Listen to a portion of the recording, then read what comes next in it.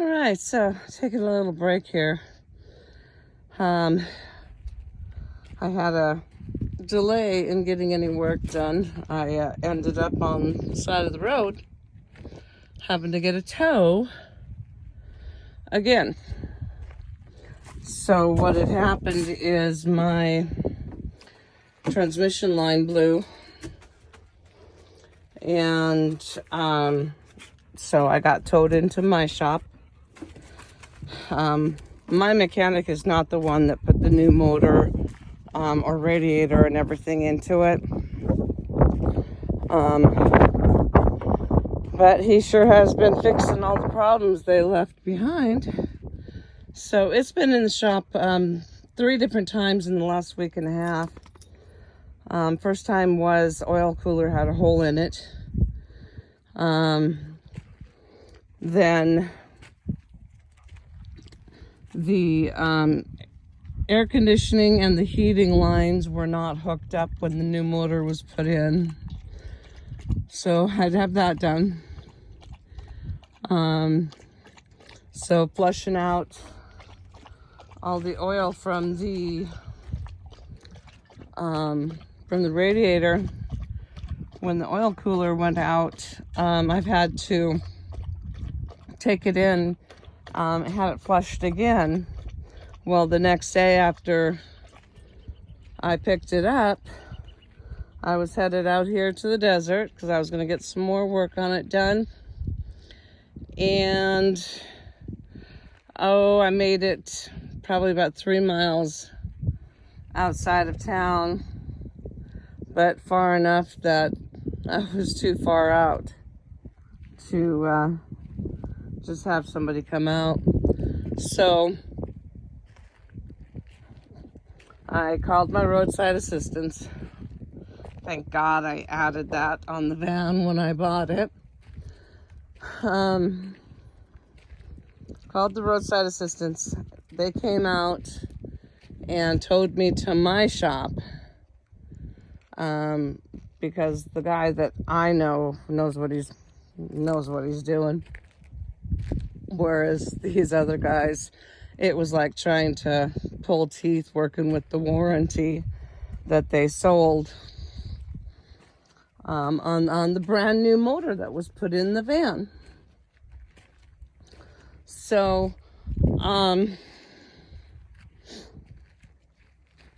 lost my train of thought. Anyhow, made it back into his shop, and he said, yeah, definitely transmission line blew. And I was like, shit, and I'm like, okay, no problem, let's get it fixed. It's just one less thing that needs to be fixed. So I went in, so I was homeless for the weekend, got a motel. The motel was more than the repair bill, which is kind of funny. But anyhow, Violet, come on, get over here, babe. So I go in to pick up the van Monday morning, and he's like, you're not gonna believe this. So they ended up finding nine hose clamps, piecing the transmission line together instead of actually replacing it and putting a new one in. So I don't know, how these people can live with themselves, but apparently pretty darn well, because they charged an outrageous amount for the motor and then didn't even hook it up right. So I had my guy go through it and look for anything else that could go wrong. So here we sit. Everything's looking good. I'm getting ready to hit the road here pretty soon, but I'm working on getting the at least the electrical done today. I've got the lines cut for the water and stuff, but getting the electrical set up and getting the inverter going, so at least I've got power. This van does have 2 rear motors here for the heat and the electrical or AC that I'm actually keeping in for right now. And I'm just going to have 2 vents in the back just as an emergency backup for if it gets too hot. I can just turn the motor on. If it gets, too cold, I can turn some heat on. Just as a backup if my fans don't work, or if my AC doesn't work, or if my propane heaters don't work. So I'm not quite ready to get rid of them yet, so I'm trying to build around them right now.